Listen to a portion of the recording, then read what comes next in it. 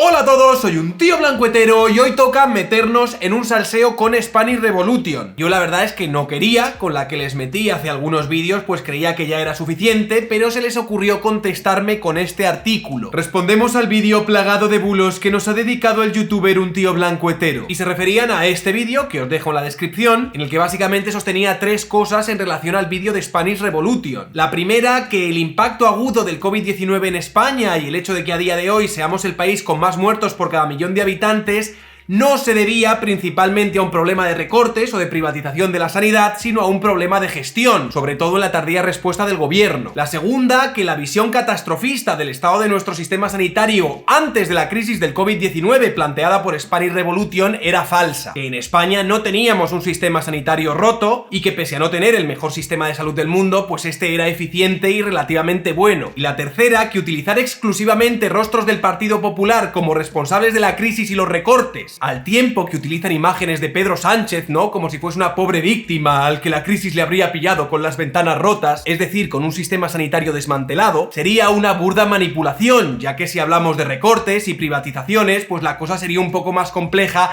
que utilizar solo el logo del Partido Popular. Y en respuesta a todo esto, y para desmentir mis bulos, Spanish Revolution saca este artículo que paradójicamente no respondería a ninguno de los argumentos ni de los datos que di yo en el vídeo anterior, y en lugar de desmentir bulos, pues se dedicaría a generar bulos nuevos, intentando marear la perdiz con una vomitona de datos que juntan en un pastiche ideológico para supuestamente sostener una narrativa insostenible sobre el impacto de la crisis del COVID-19, señalando de nuevo como únicos culpables a la privatización de la sanidad y a los recortes, y matizando cosas que no estaban matizadas en su vídeo de propaganda. Señores de Spanish Revolution, os voy a dar la del atún, y voy a dejar en evidencia no solo que sois unos propagandistas y unos manipuladores que deliberadamente queréis instalar un relato falso para blanquear la pésima gestión del gobierno, sino que encima sois unos cutres haciéndolo. Y ahora me dispongo a leer vuestro artículo, así en formato dramático que es como os gusta a vosotros. En 2012 comenzaron las manifestaciones. Cada tercer domingo de mes de la comunidad sanitaria, la llamada Marea Blanca, protestaban contra los recortes y las privatizaciones que sucedieron en todo el país, principalmente en la Comunidad de Madrid bajo el mandato de Esperanza Aguirre, y cuya finalidad era ni más ni menos que convertir la sanidad en un negocio lucrativo. Durante décadas se hizo creer a la población que lo público era ineficaz y que lo privado funcionaba mejor, pero lo cierto es que lo que les interesaba era reducir los recursos de los centros públicos para favorecer a sus amigos mediante mecanismos privatizadores y de puertas giratorias. Denunciamos todo esto en nuestro último vídeo viral, que solo en Facebook tuvo 1,6 millones de visualizaciones y que se movió por WhatsApp imparablemente. Aquí ante todo humildad, pero los medios de la caverna quedaron muy escocidos, en especial un youtuber que se hace llamar un tío blancuetero, que hasta nos dedicó un vídeo plagado de bulos y pidiéndonos datos que demuestren nuestras palabras. La historia que os habéis montado, amigos. Y la verdad, macho, es que se nota que sois profesionales de la persuasión y la propaganda por cómo contáis los hechos, precisamente. Esto que decís aquí, para empezar, sería una distorsión de lo que habría sucedido y de lo que era vuestro vídeo. Vosotros no hicisteis un viral en el que hablabais de la Marea Blanca de 2012 y de las privatizaciones de la Comunidad de Madrid. Un relato que me parece irrelevante y que en ningún momento me paré a desmentir. Vosotros hicisteis un viral en el que utilizabais las privatizaciones y los recortes que hubo después de la crisis de 2008 para justificar la narrativa de que el principal problema de la crisis del COVID-19 y del colapso sanitario no habría sido un problema de gestión, que señalaría al gobierno del progreso, sino un problema de recursos en el que señalabais como únicos culpables al PP y al neoliberalismo, y en el que señalabais como responsables a gente tan variopinta que iba desde Rajoy o Santiago Abascal o Pablo Casado hasta Amancio Ortega o Jeff Bezos. Algo, señores de Spanish Revolution, que es puto risible. Haceos cargo de las mierdas que sacáis y no intentéis desviar la atención en el primer párrafo diciendo que habíais hecho un viral hablando sobre la Marea Blanca y la privatización en Madrid y que eso es lo que nos habría escocido en la caverna, cuando lo que habéis hecho en realidad es sacar un vídeo bochornoso intentando generar un relato exculpatorio en el que le echáis la culpa de la crisis a todo el mundo menos a nuestro gobierno de progreso y su pésima gestión. Haceros cargo de vuestras mierdas, por favor. Seguimos. Nos llamó particularmente la atención que él nos tachara de mentirosos cuando lo primero que hizo en su vídeo fue utilizar una información manipulada sobre la manifestación del 8 de marzo, espejo público entrevistó a un científico británico para hablar del coronavirus. Cortó la parte en la que este especificaba que no se puede relacionar el aumento de casos con el 8M y UTBH usó la manipulación y no las declaraciones reales. En este hilo se explica todo. Un consejo para el youtuber: cuando intentes dar lecciones sobre aportar datos, recuerda ir a la fuente original, en este caso el propio científico preocupado por la manipulación de sus palabras, y no a difusores de mentiras como Susana Griso. Y bueno, yo os aconsejo, Spanish Revolution, que cuando vayáis a las fuentes originales no os inventéis lo que estas están diciendo, porque vosotros aseguráis que si nos vamos a las fuentes originales, el científico británico habría dicho que el aumento de casos no se puede relacionar con el 8M. Estas son vuestras palabras textuales en el artículo y lo que decís que había declarado el Imperial College, algo que es falso. Lo que dijo Seth Flaxman, que es el científico al que nos estamos refiriendo, es que él no podía hablar específicamente del impacto de las celebraciones del 8M. Question 2. I cannot say specifically about this event, but I can tell you about our estimates of the number of infected people around the 8th of March. We believe that there were at least 260,000 total people in Spain with COVID-19 infections by 8th of March 2020, so from the start of the epidemic until and including 8th of March, and perhaps there were as many as 430,000. This is certainly a lot of people, though for many it will have been a very mild infection.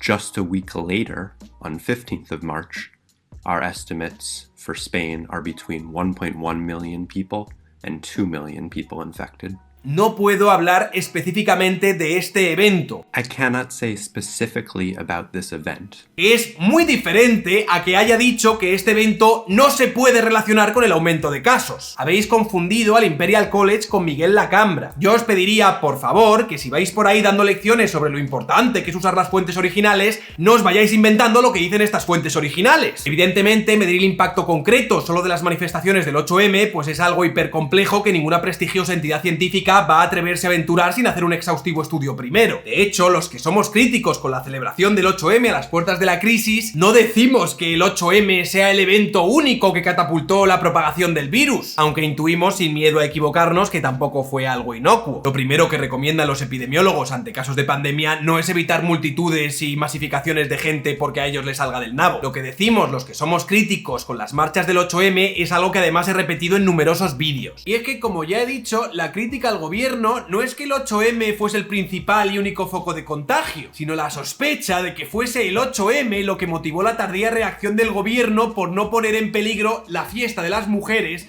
que tanto deseaban celebrar. Y que sí, que probablemente un fin de semana normal en el metro de Madrid con las aglomeraciones en espacios cerrados y los millones de personas que pueden llegar a circular pues sea más dañino en términos de contagio que una manifestación. Es posible que lo sea, pero es que la crítica no es tanto que las manifestaciones fuesen una bomba vírica, que lo fueron, sino que fuesen la razón por la que se actuase de forma extremadamente laxa ante la amenaza de la pandemia. Y el hecho de que los partidos del gobierno, ante la amenaza de esta pandemia, animasen activamente a la peña a acudir a la fiesta de las mujeres, pues no les ayuda mucho. Al revés, lo que estarían fomentando pues es un ambiente generalizado de despreocupación ante la amenaza del virus que ya se ha cobrado más de 5.000 vidas y que ha encontrado en España el centro neurálgico de la pandemia mundial, que por desgracia es un argumento del que la izquierda cultural pues no se hace cargo. Y es un argumento que Spanish Revolution deja convenientemente sin contestar tanto en su vídeo viral como en este artículo. Y prefiere generar hombres de paja diciendo que los que somos críticos con esto pues atribuimos el origen de la pandemia exclusivamente a las marchas del 8M y a las feministas, lo cual es falso, porque estos argumentos no provienen de la extrema derecha y los hemos podido escuchar en diferentes instancias internacionales, por ejemplo en la ejecutiva alemana, en expertos italianos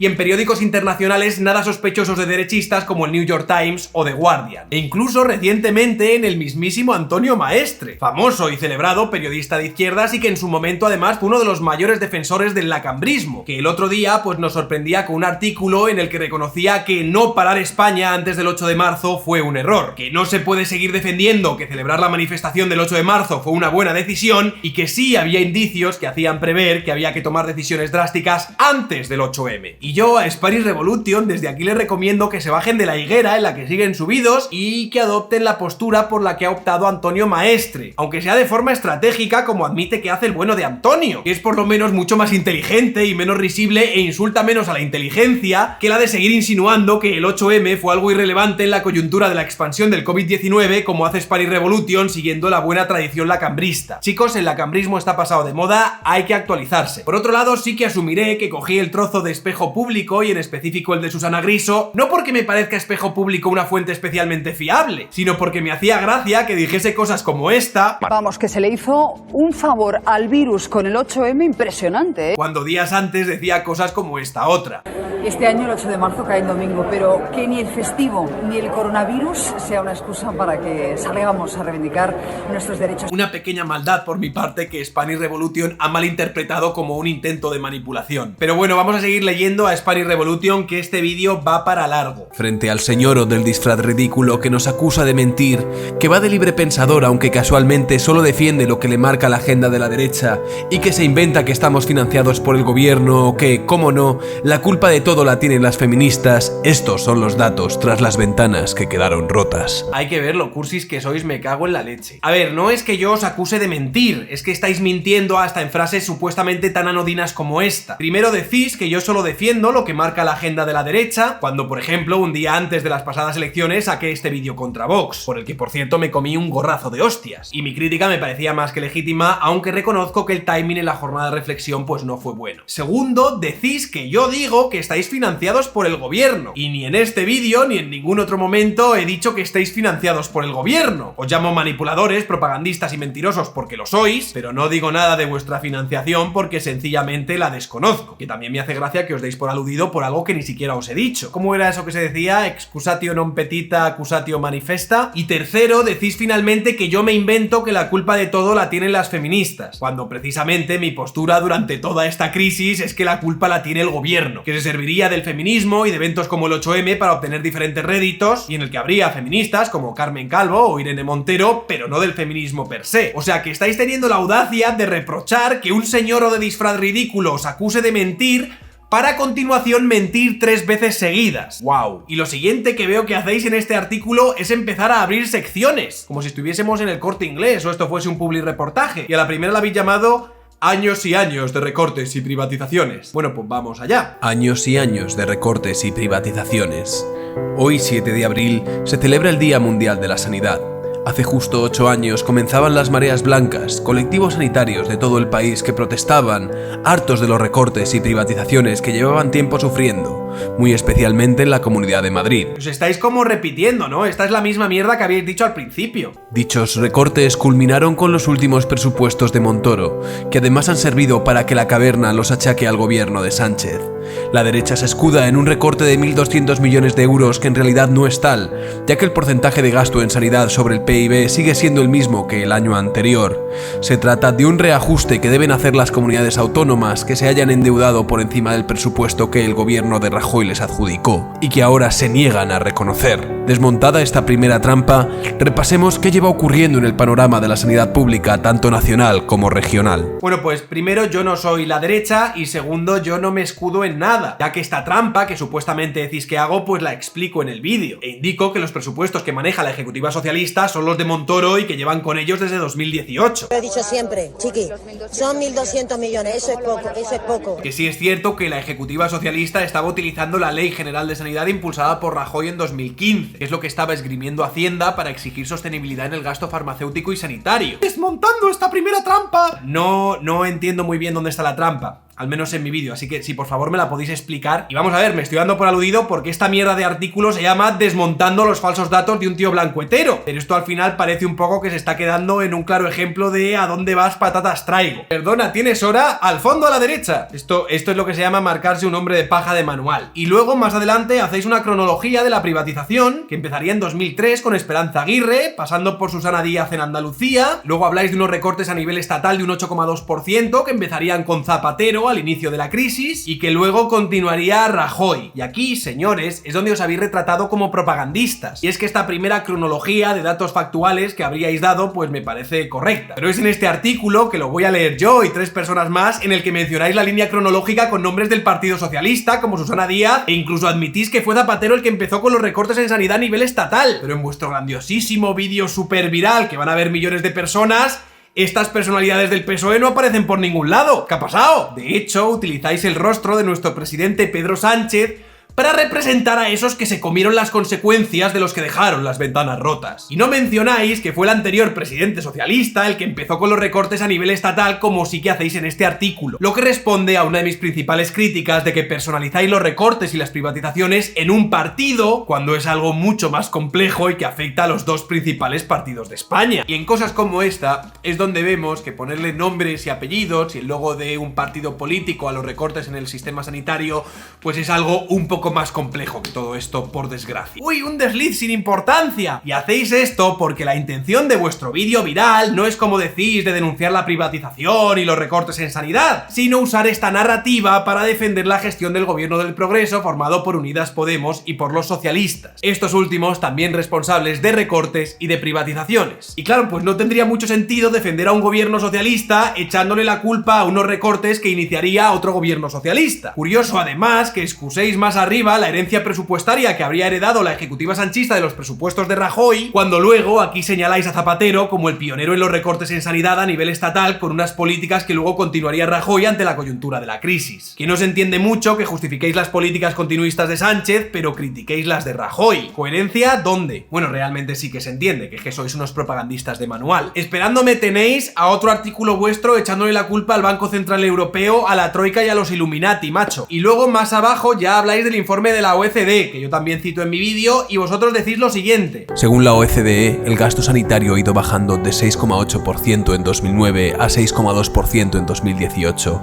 frente al 6,5% de Italia, el 7,5% del Reino Unido o el 9,5% de Alemania. Y aquí sí que me tocáis los cojones, porque hacéis una criba selectiva de los datos para quedaros exclusivamente con los que os interesan para vuestra narrativa. El resto a tomar por culo, dando a entender que según la OECD nuestra sanidad estaría por debajo de la sanidad en el resto de Europa porque no invertiríamos lo suficiente. Y si nos vamos al informe de la OECD de 2019, que entiendo que es el que vosotros estáis cogiendo de referencia, lo que nos dicen en lo que respecta al sistema sanitario en España antes de la crisis del COVID-19 sería lo siguiente: que el gasto sanitario en España efectivamente es inferior a la media de la Unión Europea, algo que yo ya decía en el vídeo anterior, habiendo gastado España en 2015 2.374 euros per cápita en asistencia sanitaria, menos que la Unión Europea, que sería de 2.797 euros. Que España tiene una cantidad relativamente elevada de médicos, pero un escaso número de enfermeros, que la mortalidad por causas evitables y tratables es más baja que en la mayoría de los países de la Unión Europea, el sistema sanitario español es en general eficaz en el tratamiento de las personas con afecciones potencialmente mortales, como vemos además en las gráficas, muy por encima de la media de la Unión Europea. Esto, señores, con menor gasto per cápita, es la definición perfecta de una sanidad eficiente, que en general el sistema proporciona tratamientos de buena calidad a las personas que los requieren, las tasas de supervivencia estarían por encima de la media europea para la mayor parte de los cánceres, y la mortalidad en los 30 días posteriores a la hospitalización por infarto agudo de miocardio ha disminuido y está por debajo del promedio de la Unión Europea. Que las necesidades insatisfechas de servicios médicos son bajas, pero aumentan en lo referente a la atención dental, que los tiempos de espera para las intervenciones quirúrgicas programadas siguen siendo un problema, que todo esto también lo decía en el vídeo anterior, y que el gasto sanitario habría aumentado en línea con el Producto Interior Bruto desde 2010. Y esto, señores, refuerza las conclusiones que sacaba en mi vídeo sobre el estado del sistema sanitario antes de la crisis del COVID-19. Yo personalmente, en líneas generales, pienso que antes de que llegase la crisis del COVID-19, nuestra sanidad era bastante buena. Probablemente no era la sanidad más eficiente del mundo, pero era una sanidad competente. Un vídeo que cada vez sospecho más que Spanish Revolution ni siquiera ha visto. Y esto no significa que yo crea que los recortes o las privatizaciones fueron buenas o fueron malas. Significaría en todo caso que nuestra sanidad sería buena y eficiente pese a los recortes y las privatizaciones, que además, como también indiqué en el vídeo anterior, coincide con la imagen que tenía nuestra izquierda de nuestro sistema sanitario antes de la crisis del COVID-19. De hecho, Radio Televisión Española el pasado noviembre, con la ejecutiva socialista, sacaba artículos como este: el gasto sanitario público está por debajo de la media de la Unión Europea, aunque destaca en eficiencia. España está por debajo de la media de la Unión Europea en gasto sanitario público, pero en general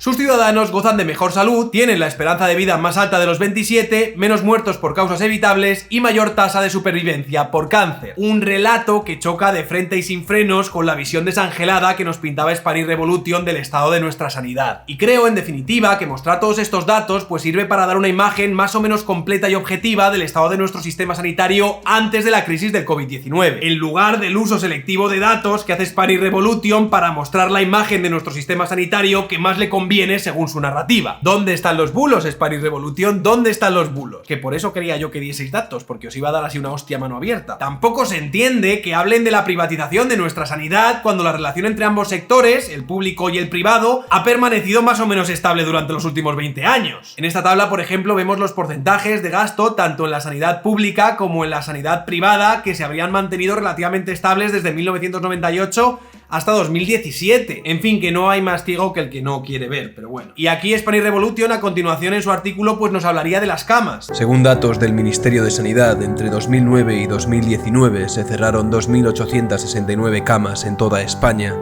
Solo en Madrid, según la FADSP, se cerraron 1.950 en el mismo periodo y en 2015 había 6.000 sanitarios menos. Básicamente que se habrían quitado camas y que habría menos sanitarios, algo que también indicaba en el vídeo que se supone que me están desmontando. Bien, es cierto que en los últimos años se habría reducido tanto el número de camas como la estancia media de los pacientes en los hospitales, algo que por cierto podríamos explicar si volviésemos al informe de la OECD en relación al número de camas. Primero, porque la hospitalización evitable es baja en España y está por debajo de la media europea, y segundo, porque habría habido una transición de actividades intrahospitalarias hacia ambulatorios en los hospitales o fuera de ellos, lo que se significa en que el número de camas hospitalarias y la duración media de permanencia pues disminuyeron durante la década pasada. Y vamos a ver, esto per se no es algo malo. No es que al sistema sanitario español le faltasen camas antes de la crisis del COVID-19, sino que como teníamos una baja hospitalización evitable y había habido una transición hacia fuera de los hospitales de actividades intrahospitalarias, pues tenía sentido recortar en camas en aquel momento. Decir ahora que no se debería haber recortado en aquellas camas por si había una pandemia mundial con un gobierno negligente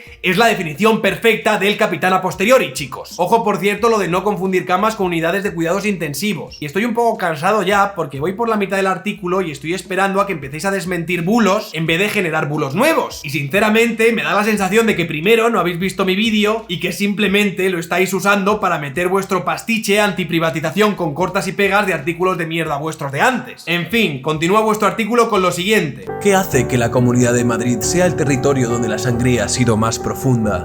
Un único culpable: el sistema de privatización de hospitales. Con dos modelos, el PFI y Alcira, se abrieron 10 hospitales con esta gestión, reduciendo el número de camas y cerrando camas en los centros ya existentes para favorecer a los hospitales privatizados y mejorar su rentabilidad debido al trasvase de pacientes desde los públicos. Un informe de 2017 del Observatorio Madrileño de Salud lo analizó y sacó los siguientes datos. Y en este fragmento se encuentra la frase más infecta de todo vuestro artículo, que es la de que el único culpable de esta sangría sería el sistema de privatización de hospitales. Con dos cojones. Y que por eso habría afectado tanto a la Comunidad de Madrid y todo esto. Telita las gilipolleces que decís, telita. Para empezar, en lo que se refiere a las unidades de cuidados intensivos, que han sido algo clave durante esta pandemia, Madrid, cuando se iniciaría la pandemia esta, tendría de media 10,9 UCIs por cada 100.000 habitantes, mientras que la media en España sería de 9,5. Y la diferencia del Madrid de ahora, con 10,9 UCIs por cada 100.000 habitantes, sería con el Madrid de 2011, que tendría 11,7 UCIs por cada 100.000 habitantes. En 2011 habríamos tenido 745 camas contra 705 camas que habríamos tenido en 2017, una diferencia de 40 camas. Esto, por cierto, es algo que ya indicó en un vídeo Juan Ramón Rayo, que os voy a dejar en la descripción. Bien, en el peor momento de la crisis sanitaria, la Comunidad de Madrid tendría ingresada en la UCI a 1.528 personas por COVID-19. Esto quiere decir que aun en el momento en el que más UCIs teníamos, a Madrid le hubiesen faltado 783 unidades de cuidados intensivos. Y según las estimaciones del Imperial College, sin ningún tipo de medidas de confinamiento domiciliario o de distanciamiento social ante la pandemia, es decir, si no lo hubiésemos gestionado y no hubiésemos hecho absolutamente nada y esto fuese el coño de la Bartola, solo en Madrid habrían sido necesarias en el pico de la pandemia 280 UCIs por cada 100.000 habitantes, que son 18.653 camas de cuidados intensivos, que son 18.000 camas más que habría necesitado Madrid si se hubiese mantenido en su mejor momento. Y esto, señores, lo que pone en relieve es lo importante de la gestión de la pandemia antes de que la la propagación se convierta en algo imparable. Lo que dije en el vídeo y de lo que vosotros no os hacéis cargo aquí, y para ello manipuláis intentando hacernos creer que fueron los recortes y las privatizaciones, es que ningún sistema sanitario en el mundo estaría preparado para una súbita infección por COVID-19 del 15% de su población, y son las estimaciones para España del Imperial College y de ese científico al que decís que manipulo. Y esta es mi principal crítica a vuestra mierda de relato, en el que pretendéis echarle la culpa del colapso de nuestro sistema sanitario a los recortes y no a la tardía gestión del gobierno, que no solo no hizo nada, sino que encima animó a la gente a salir a la calle a manifestarse el fin de semana del 8M con 260.000 posibles contagios en España y la enfermedad propagándose sin ninguna barrera. 260.000 posibles contagios que una semana después serían hasta 2 millones de infectados. Por eso me parece de una desvergüenza inclasificable y de una manipulación supina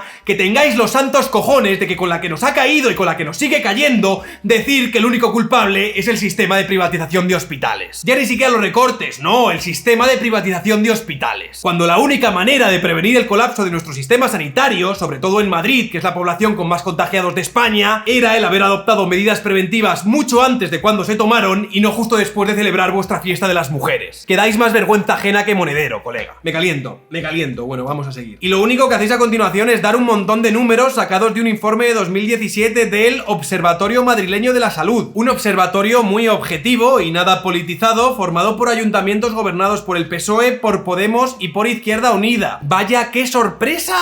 Por los sindicatos de comisiones obreras y la UGT, sorprendido me hallo. Y por asociaciones como Asociación para la Defensa de la Sanidad Pública de Madrid. Un nombre muy objetivo, desde luego, a la hora de valorar la eficiencia del modelo público contra el modelo privado. Para llegar a la conclusión de que, ¡oh sorpresa!, la sanidad pública sería mucho mejor que la sanidad privada. Increíble, ¿eh? No me lo esperaba para nada. Que al final tendría coña que un informe cocinado por la Asociación para la Defensa de la Sanidad Pública de Madrid llegase a la conclusión de que es más eficiente la sanidad de gestión privada. En cualquier caso, y de nuevo, esta no era la tesis de mi vídeo. Ni yo defiendo, como decís en vuestro artículo, ese mantra recurrente de la derecha de que lo privado es más eficiente. Ojo, que tampoco se me ocurriría defender ese mantra recurrente de la izquierda de que siempre lo público es lo más eficiente, que es lo que me diferencia de unos ideólogos como vosotros. Si me dan a elegir, por ejemplo, entre el modelo de sanidad público europeo y el modelo estadounidense, que es privado en un 55% y gasta más dinero per cápita, pues me quedaría con el europeo, que es más eficiente. Y si me dan a elegir entre la sanidad pública venezolana y el modelo de sanidad privado de Singapur, pues elijo el modelo de sanidad privado de Singapur, pero con los ojos cerrados. Que esto es lo que me diferencia un poco de vosotros, Spanish Revolution, que ni soy un dogmático ni soy un ideólogo. Y puedo reconocer que hay buenos sistemas sanitarios públicos y buenos sistemas sanitarios privados, pero que también hay malos sistemas sanitarios públicos y malos sistemas sanitarios de gestión privada. Y diré más, en la revista Escielo, que es una revista sobre sanidad pública, de hecho, publicaron un artículo donde ponían en valor el equilibrio entre la sanidad pública y la iniciativa privada, con el que estoy además altamente de acuerdo y que terminaba de la siguiente manera. En definitiva, los gobiernos tienen una ardua tarea si quieren mantener la combinación de mercado y Estado, sector público y sector privado, que ha sido la clave en el bienestar de los ciudadanos de Occidente durante los últimos 70 años. Por un lado está el deber de mantener y mejorar la calidad del sistema público, y por otro es preciso regular estrictamente el funcionamiento del mercado y proteger la competencia efectiva. Pero entiendo que vosotros esto pues no podéis aceptarlo porque es que le tenéis verdadera alergia a la libertad y a lo privado. Una lástima. Y el siguiente párrafo del artículo de Spanish Revolution lo titularían con el elocuente título de El neoliberalismo salvaje que nos ha llevado hasta aquí. Que este capítulo de vuestro artículo es ya para enmarcar Spanish Revolution, está para enmarcar. Y aquí de repente soltáis... El médico, politólogo y sociólogo Vincent Navarro explica en un artículo muy bien qué es eso del neoliberalismo, que tiene unos cuantos nombres propios internacionales como Pinochet, Margaret Thatcher, Ronald Reagan, Tony Blair, Trump o Bolsonaro, y nacionales como Aguirre, Rajoy, Aznar, Felipe González, Susana Díez, Artur Mas, Pujol, incluso supuestos socialdemócratas como Zapatero han aplicado políticas neoliberales. ¿Y qué? ¿Qué me estáis contando? O sea, yo aquí no veo nada más aparte de vuestro odio al liberalismo, que además llamáis neoliberalismo para intentar denostarlo. Y bueno, cuando habláis de nuestros personajes nacionales, pues citáis a Zapatero, a Susana Díaz o a Felipe González, personalidades socialistas que sí mencionáis en este artículo, pero que paradójicamente pues no aparecen en vuestro super vídeo viral. O sea, Jeff Bezos, Santiago Abascal, Amancio Ortega, Boris Johnson, estos sí que aparecen ahí, pero rostros socialistas ninguno. Curioso, curioso. Y bueno, la razón, como ya he dicho antes, es que no tiene sentido incluir a personalidades socialistas en un vídeo que tiene como objetivo blanquear la gestión de un gobierno compuesto por socialistas. Y al final, más que un vídeo desmontando mis bulos, pues es un pastiche reivindicativo con olor a 15M caducado que no tiene nada que ver con lo que yo os afeaba en el vídeo. Y ya me canso un poco de seguir leyendo vuestras mierdas ideológicas y además no quiero aburrir a los espectadores más de lo esencial con vuestras paridas. Básicamente, en vuestro siguiente párrafo hablaríais de la Gürtel y de la Púnica, y cuando yo reprocho que no deis datos, no me refiero a que me falten datos de las tramas de corrupción. Estos señores está a un golpe de teclado y hay muchísima información sobre esto y que además está al alcance de todo el mundo. Cuando digo que no dais datos, me refiero a que no dais datos que justifiquen vuestro relato de ciencia ficción. El relato este de que son los recortes y las ventanas rotas los principales responsables de la agudez con la que la crisis del COVID-19 nos está afectando en España. Y es que está más que claro para todo el mundo que los países que mejor han gestionado la crisis, como Portugal o Corea del Sur, no es debido a que tuviesen un sistema sanitario mejor que el español o mucho más público. De hecho, el sistema sanitario de Corea del Sur es de gestión privada en su totalidad, siendo Corea del Sur además referente en lo que se refiere a la gestión del COVID-19, debido a una rápida respuesta, contundentes medidas de prevención y en definitiva una gestión responsable desde los primeros días en los que se conocía el problema. Fijaos si fue efectiva su gestión que ni siquiera tuvieron que chapar el país, como estamos haciendo en casi todos los países de Europa. Esta, señores, es la única diferencia entre los países a los que el virus les está reventando su sistema sanitario y aquellos que lo tienen relativamente controlado. Y esto, señores, es únicamente debido a la gestión. Y la razón, Spanish Revolution, por la que no podéis aportar datos que desmientan esta afirmación es porque sencillamente no existen. Y por eso os vais por peteneras, habláis de puertas giratorias y me contáis todas las tramas de corrupción habidas y por haber, para intentar generar ruido y desviar la atención de lo que ya es evidente y que cualquiera con dos dedos de frente pues admitiría a estas alturas, que es que vuestro gobierno de progreso la ha cagado. Pero no pasa nada, vosotros continuad ahí. A pesar de que el youtuber Gritón lo niegue, los recortes en sanidad tienen consecuencias fatales. Su pobre y falaz argumento para no admitir la evidencia es que nuestro país tiene una esperanza de vida elevada. Por muy alta que ésta sea, queda claro lo que ocurre si los centros de salud están diezmados y se elimina presupuesto y personal a favor de la privada. Telita, centros de salud diezmados. Madre mía, chaval. Vamos a ver, por partes aquí. Yo en ningún momento digo ni que los recortes sean buenos, ni que las privatizaciones en España hayan sido algo maravilloso. Lo que hago en el vídeo que hice, y en este, es intentar hacer una lectura ponderada de cómo estaba la sanidad en España antes de la crisis del COVID-19, basándome en un estudio de la OECD, que además vosotros también utilizáis para lo que os conviene. Intento hacer un resumen más o menos general del estado de esta sanidad. Un resumen, por cierto, un poco más ponderado y objetivo que el vuestro. Reconozco que hubo recortes y reconozco que había menos camas, pero difiero y critico vuestra narrativa miserable, que por cierto habéis vuelto a plasmar en este artículo, de que esto sea el único culpable de la sangría que habríamos sufrido y que tuviésemos un sistema de salud diezmado al inicio de esta crisis. Y continuáis. Además, es incorrecto afirmar que el único motivo de disfrutar de una mayor esperanza de vida sea la calidad del sistema sanitario, insistimos, profundamente recortado, sino que existen otros factores como la ausencia de conflictos bélicos, los hábitos de consumo y sobre todo la dieta. De nuevo, yo en ningún momento digo que el único motivo por el que disfrutemos de una mayor esperanza de vida sea por la calidad de nuestro sistema sanitario. Pero señores, es obvio que es una de las razones, como explica el estudio del OECD. Entiendo que nuestro sistema sanitario pues no define nuestra esperanza de vida, pero sí que contribuye a que ésta sea más o menos elevada. En fin, sigamos. Otro argumento engañoso es para petarse en que las mujeres viven más años. Lo hacen, pero con una calidad de vida peor, más patologías y con la violencia machista y económica siempre a cuestas. Y otra más. Vamos a ver, yo no me parapeto en que las mujeres vivan más años. Hago un chascarrillo y digo que me parece curioso que en el país donde partidos de izquierdas hace relativamente poco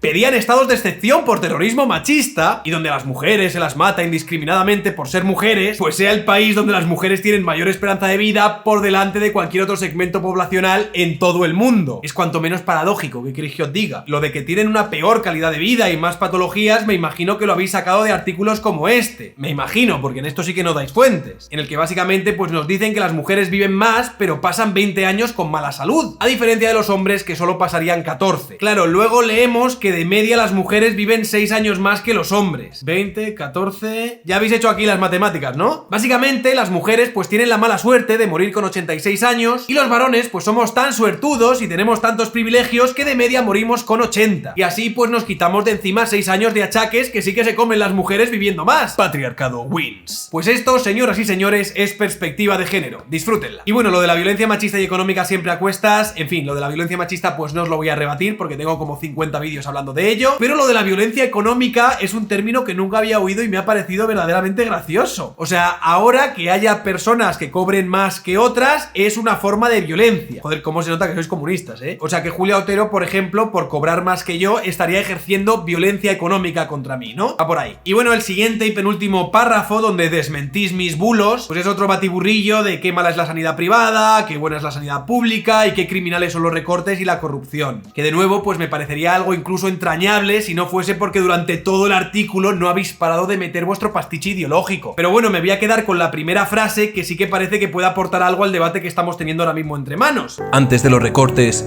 la sanidad española presumía de situarse en el top 10 del ranking de mejores sistemas sanitarios mundiales. Después de los recortes, descendió hasta el puesto 19. Que efectivamente, pues es un desvalor de nuestro sistema sanitario que nos hace The Lancet, que es el ranking al que se refiere Spanish Revolution. Y ojalá nuestra sanidad pues estuviese en el puesto número 1 y no en el 19 de las 195 naciones que evalúan. Ojalá, aunque creo que es importante reseñar también que en este ranking nuestra sanidad estaría un puesto por debajo de la alemana y un puesto por encima de la francesa, 6 puestos por encima de la de Corea del Sur y 13 puestos por encima de la portuguesa, lo que debería invitar a preguntarnos por qué si el sistema sanitario de España, según el ranking que cita Spanish Revolution, está por encima del surcoreano y del portugués, por qué ellos han sabido controlar la enfermedad y no les está colapsando su sistema sanitario, si sus sistemas sanitarios serían en teoría peores que el nuestro. Y digo más, España se encuentra en el puesto número 19 de 195 países, es decir, por delante de otros 176 países evaluados. Entonces, ¿por qué somos por ahora, en el momento en el que yo estoy haciendo este vídeo,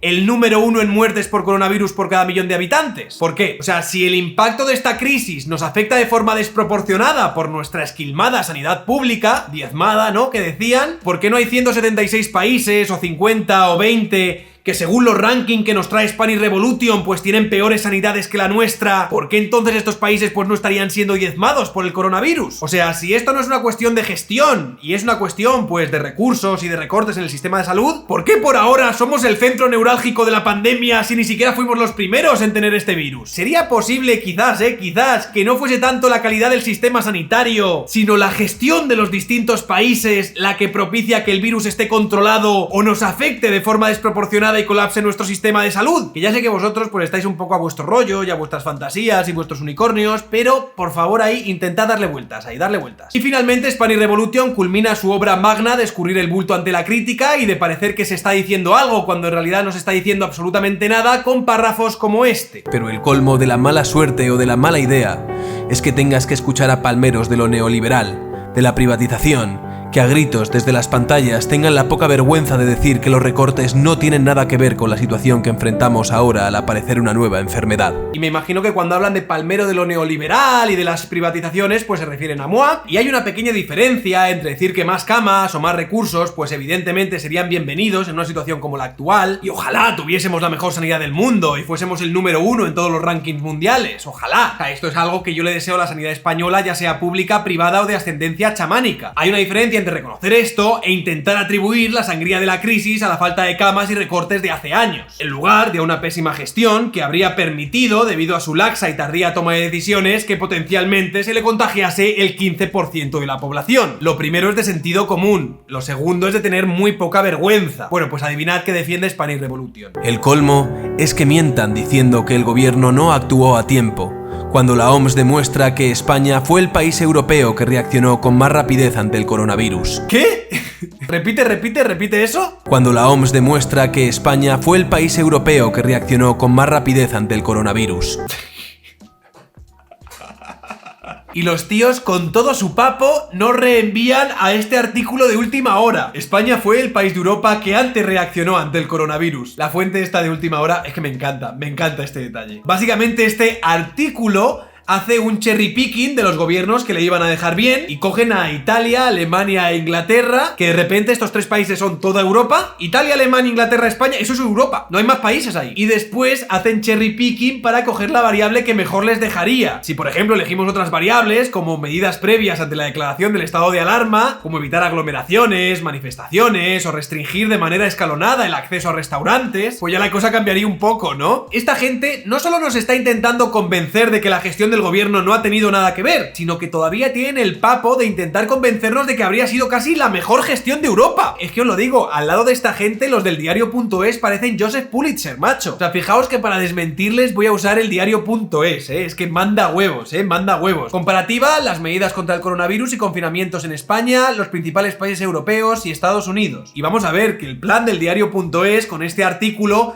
también era blanquear la mala gestión del gobierno. Pero por lo menos es que no tuvieron la desvergüenza de soltar la barbaridad que suelta esta gente. Pues sí, amigos, fuimos los que más rápido reaccionamos de toda Europa, siendo Europa exclusivamente Italia, Alemania e Inglaterra. Y bueno, según estas variables, que son las que me convienen y no estas otras. Ahí lo lleváis. Y yo me pregunto, ¿a qué sabe la polla del gobierno del progreso, Spanish Revolution? ¿A qué sabe? Esto, señores, es un insulto a la inteligencia. Esto es un oxímoron de artículo que se supone que se dedica a desmentir bulos y que a lo único que se dedica es a esparcir bulos nuevos. No solo no desmiente una mierda, sino que os lleva al nivel más profundo de la fosa de las Marianas en lo que se refiere a bajeza moral y pseudoperiodismo. Madre mía, Spanish Revolution, cómo os habéis lucido, macho. Y así finalizáis y le ponéis el broche a vuestro maravilloso artículo. Por supuesto que se han cometido errores, pero faltar a la verdad es algo muy grave, incluso para quienes suelen anteponer sus intereses, incluso para quienes ponen la economía por delante de las vidas humanas, o para quienes se lucran por el camino y son capaces de cobrar 20 euros por una mascarilla, o de defender a capa y espada el haber convertido la salud pública en un negocio. La raíz está en el capitalismo que fomenta las desigualdades y que rompe las ventanas. Para demostrarlo, los datos. Los verdaderos datos aquí expuestos como trocitos de cristales en el suelo. Los datos, dice. La película que os habéis montado. La historia que emocionó a Spielberg es esto. Y mira, sé que probablemente no tendría que haber hecho este vídeo. O sea, dedicarle este mínimo esfuerzo intelectual a contestar a esto. Porque las ideas mitológicas y de ciencia ficción que defiende Spanish Revolution, o sea, están tan alejadas de la realidad que al final pues no se correspondería con ningún relato serio que vaya a dar mínimamente la batalla por las ideas. Con ninguno. O sea, contestar a este artículo es lo más parecido a acercarse a un señor demente y pirado que se cree Napoleón e intentar convencerle de que no está en la batalla de Waterloo. Que esto sería la metáfora perfecta de intentar dialogar con abducidos como son Spanish Revolution. Pero me parece el mejor ejemplo para aquellos que defienden la censura y la mano dura contra las fake news, que son sinónimo de fuentes de propaganda como Spanish Revolution, de que a los bulos, a las medias verdades, a las manipulaciones y a la burda propaganda pues no se la derrota con censura, sino que se la derrota con argumentos, con datos y con un mínimo del uso de la razón. Un poquitín solo de uso de razón y lógica, solo un poquito. Y ahora, si tenéis cojones, me sacáis otro artículo para desmentirme. Venga, guapos, tirando. Soy un tío blancuetero, dale like si te ha gustado el vídeo, compartid y suscribiros al canal. Quiero dar las gracias a la gente que me apoya, a la gente que me sigue, a los que compartís mis vídeos, a los que me apoyáis por PayPal, a los que me apoyáis por Patreon, a mis privilegiados, opresores, machirulos, señoros y otros tíos blancos hetero. No podría hacer esto sin vosotros y evidentemente pues después de la chapa que os he metido no voy a contaros nada más. Un saludo y hasta otra.